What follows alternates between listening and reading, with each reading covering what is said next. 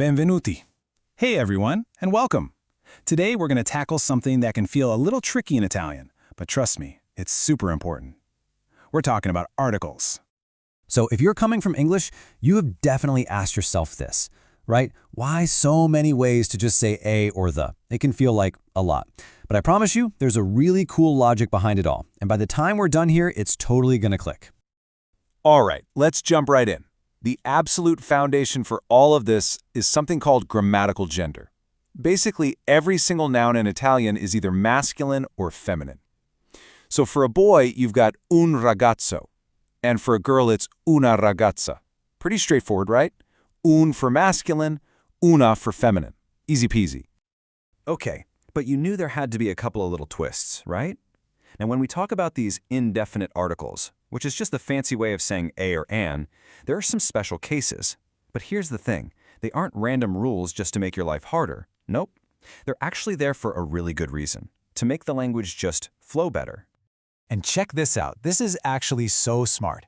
It's all about making things easier to say. So take a masculine word that starts with an S plus another consonant, like studente. Try saying un studente quickly. It's kind of clunky, right? So Italian just adds a little vowel to help out. Uno studente. Boom! So much smoother.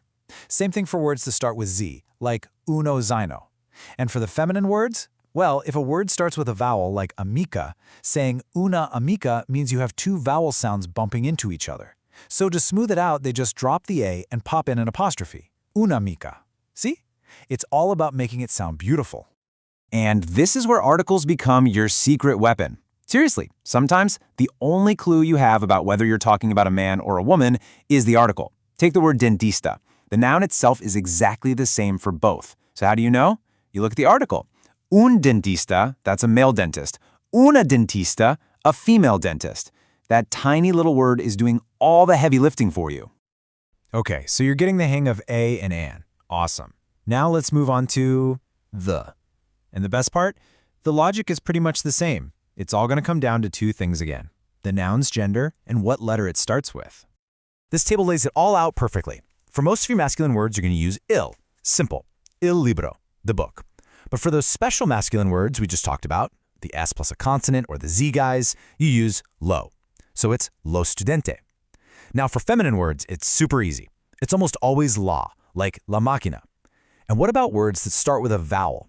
For both masculine and feminine, you use L with that little apostrophe. So you get l'amico for a male friend or l'amica for a female friend.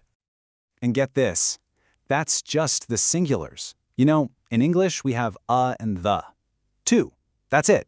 In Italian, when you add everything up, you've got about 12 of these little guys. But don't worry, we're almost there. We just need to look at the final piece of this puzzle. What happens when things become plural?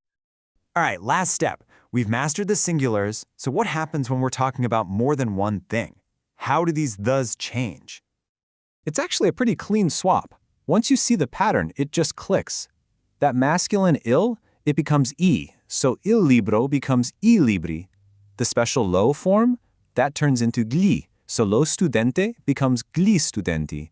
And the feminine side is even easier. Both la and l change to just one word, le. So la macchina becomes le macchine, and l'amica becomes le amiche. See? Not so bad. So let's take a step back. I really want you to stop thinking of these as, a dozen annoying rules you have to memorize. No way. Think of them as your new Italian superpower. And why is it a superpower? Because these tiny little words pack so much information.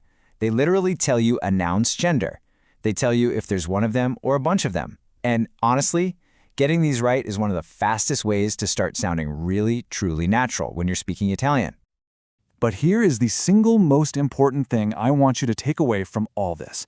Please, do not worry about getting it perfect right away. Nobody does.